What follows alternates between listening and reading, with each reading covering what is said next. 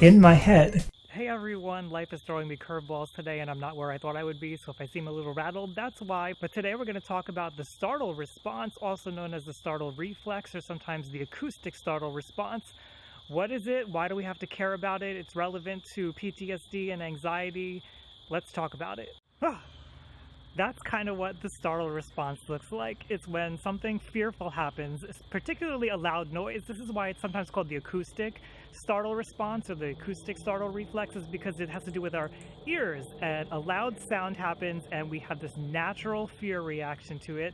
And what we typically see the most strongly is an eye blink, and we also maybe jump back a little bit. Now, as I mentioned, this is a natural fear response, and if you do this to animals, you'll see that they have this fear response too. If you make a loud noise behind them, they'll jump and they'll startle. But the startle response can actually be an indication of PTSD or anxiety in the way that it manifests. So they've found doing studies that people who have PTSD in particular, when they startle to something, they have an exaggerated startle response. So what does that mean? Well, with people who've experienced PTSD, this exaggerated startle response shows up. And what it really means is that when they react in a larger way than a healthy person would. So they blink harder, they jump back harder, they have a harder time recovering from this. You know, a healthy person, they startle and they realize that, you know, it was just a balloon that popped behind me and it wasn't a big deal.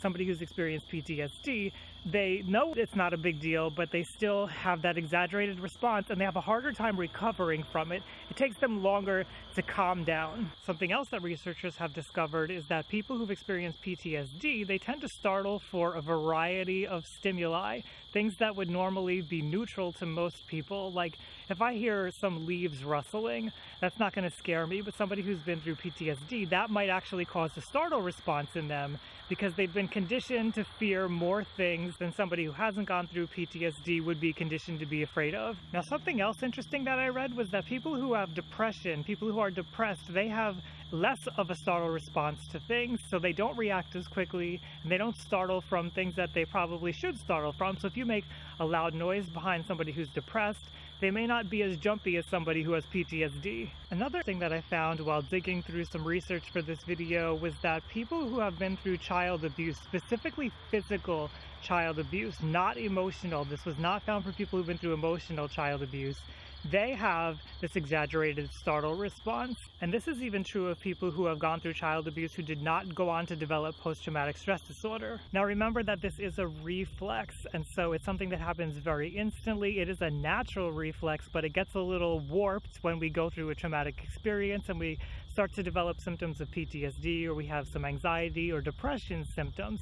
So what can we do about this? Well, there's a lot of stuff that you can do about this. For one thing, you want to treat whatever the disorder is that might be causing this. So if you have PTSD, treat the PTSD symptoms. There's a lot of different therapies that you can use to do that, such as EMDR, cognitive behavioral therapy, dialectical behavior therapy, somatic experiencing. There's a whole menu of things that you can choose from. You'll want to see a therapist who understands trauma, and they'll be able to help you with that. A therapist who understands trauma may also be very good for helping you with anxiety and depressive symptoms in case you are experiencing those things as a result of trauma. Something else that may be very helpful is interoceptive exposure therapy. And interoceptive exposure therapy basically gets you in tune with how you're feeling when you're in those panicked states and helps to normalize that feeling so it doesn't seem so scary anymore. So you can bring your startle response back down to normal levels. It's not something that you have to worry too much over as long as you go into treatment and you get help with it. If you want to learn more about your own mental health, I have over 250 videos here on my channel. Hit subscribe and hit the bell after you hit subscribe to get notified each time that I do a new video. My mission here is to humanize mental health. If you want to help me on that mission, head on over to Patreon. You can do so over there. And I'd love to hear from you. What is your experience with this exaggerated startle response? Do you have it? Do you know somebody who's had it? What has helped you to bring it back down to manageable levels? Let me know in the comments down below so we can all learn from each other, and I'll see you around next time, everyone.